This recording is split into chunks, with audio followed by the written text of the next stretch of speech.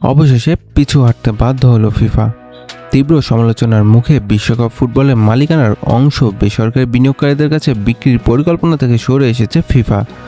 সংস্থাটির পরিকল্পনা ছিল নতুন একটি বাণিজ্যিক ইউনিট গঠন করে প্রায় 20% শেয়ার বিক্রি করে $420 কোটি তোলা।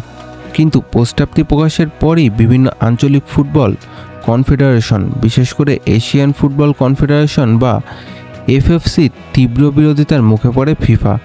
শেষ পর্যন্ত ফিফা সভাপতি জিয়ান্নি ইনফানিন্দো জানান, সংশ্লিষ্ট সবার মতামত গুরুত্ব দিয়ে শোনার পর এই পরিকল্পনা বাতিল করা হয়। এফএফসি সভাপতি শেখ সালমান বিন ইব্রাহিম আল খালিফা এই সিদ্ধান্তকে স্বাগত জানিয়েছেন। তিনি আরও জানিয়েছেন, ভবিষ্যতে বিশ্ব ফুটবলের বড় কোনো সিদ্ধান্ত নেওয়ার আগে অবশ্যই স্বচ্ছতা, আলোচনা এবং অংশীদারের মতামত নিশ্চিত করতে হবে। তাহলে প্রশ্ন হচ্ছে, বিশ্বকাপের মতো আসরে মালিকানা কি কখনোই বেসরকারি বিনিয়োগে আসা উচিত?